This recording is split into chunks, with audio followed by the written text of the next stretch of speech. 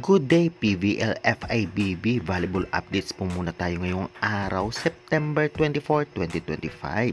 Kaya tapusin ang video para sa mga pasabog at latest update. Chocomucho Flying Titans maghahalimaw ngayong conference, mga bagong recruit, sila ang key sa inaasam-asam na championship ating pag-usapan.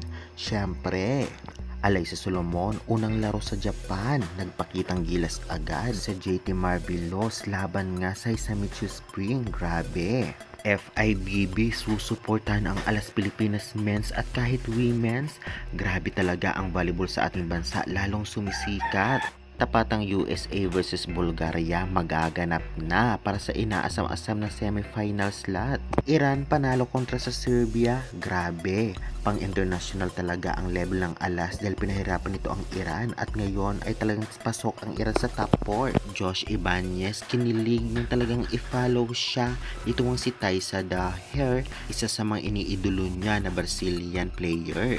Usap-usapan De Leon, hindi pa rin baba makapaglalaro sa Creamline Cool Smashers. Anong dahilan? At day to training ng Creamline sa Thailand, ating pag-usapan at ibibigay ang latest update. Kaya mga other volleyball updates ay atin niya pag-uusapan sa video ito. And before that guys, please naman, huwag niyong kalimutan mag-like, comment, and subscribe. Ipahit the notification bell para lagi po kayong updated sa aking mga banggang video about sa volleyball dito sa Pilipinas. Maraming salamat sa suporta nyo. Well, trending nga ngayon at nagpakitang gilas na nga itong si Alaysa Solomon sa Japan Volleyball League dahil nga nagkaroon nga ng match o friendly match sa pagitan ng JT Marvelos versus Hisamitsu Spring ay talaga namang naglaro agad itong si Alaysa Solomon at nakapagbigay ng puntos sa kanyang kupunan.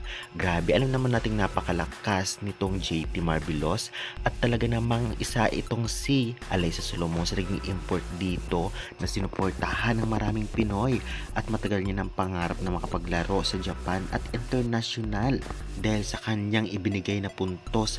Base sa video clip na talagang trending ngayon sa social media ay lalong sumisikat ang ating pambatong si Alaysa sa Japan. Posible nga bang itong ipasok siya bilang first six ng JT Marvelos sa mga laban nito?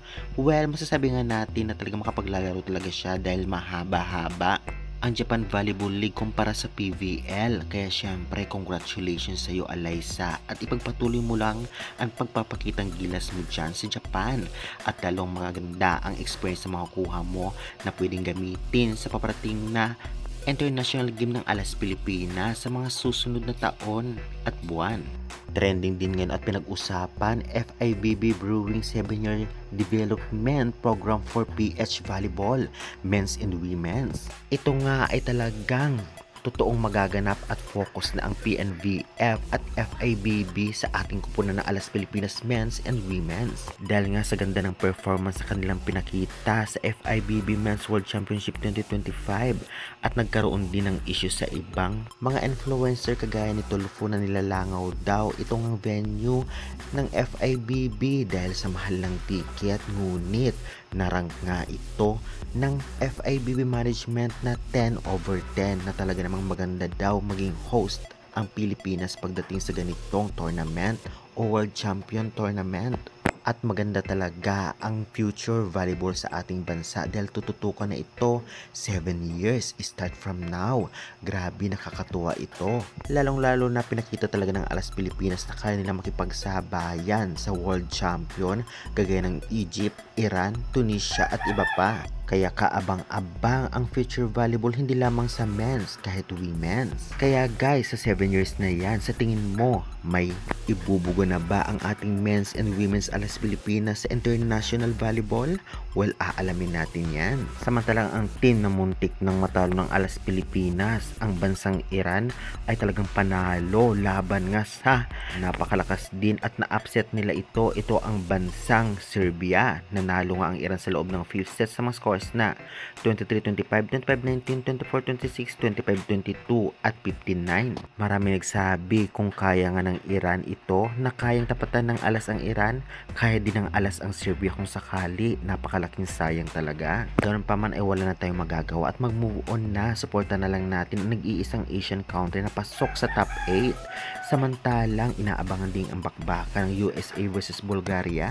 Ang dalawang team na ito ang dalawa rin sa gusto o may maraming Pinoy fans.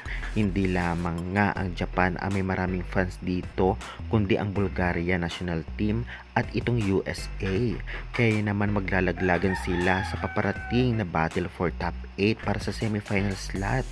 Kaya guys, sa tingin ninyo, sinong gusto nyong manalo sa dalawang team na ito? I-comment nyo na yun sa baba. Usap-usapan din ngayon si Bede Leon daw ay hindi maglalaro ngayong next conference o sa PVL Reinforce. Grabe nga, at kalat nga ito sa social media dahil daw may injury pa daw itong dinaramdam kaya hindi siya makapaglalaro. Well, wala pa namang confirmation yan at kung totoo man ito, napakalaking sayang. Syempre marami ring fans si Bea na gusto siya ulit makita maglaro sa loob ng court. Abang na lang natin ang latest update sa mga susunod na araw. Dahil usapang Kremlin lang naman, narito ang latest update sa second day nila sa Thailand sa kanilang pagtitraining doon. Well, alam naman natin lalo sila nagpapalakas kasama ang import sa paparating na PVR Enforce Conference. At hindi lang yan, marami nagsasabi na baka magkaroon din ng friendly match sa pagitan ng Kremlin at mga club team doon. Kaya doon sila nagtraining. Dahil syempre hindi lang naman sila pupunta doon dahil sa training na simple lang. Syempre may mga pagkakataon na may friendly match o di naman kaya Thailand system ang kanilang ina-adapt para sa training na ito. Sa tingin nyo guys, may makukuha kaya silang bagong sistema sa Thailand para lalo sa kanila magpalakas at magkakaroon kaya sila ng friendly match sa pagitan ng ibang club team doon? Well, comment your thoughts guys. Samantalang ito ngang si Josh Ibanez ay talagang trending sa social media sa kanyang post sa kanyang social media account dahil sa kinilig ito nang i-follow siya ng isa sa mga sikat na Brazilian player na si Taisa. Grabe. Syempre i-follow ka ba naman ng isang superstar ng volleyball player sa buong mundo? Siyang hindi kikiligin.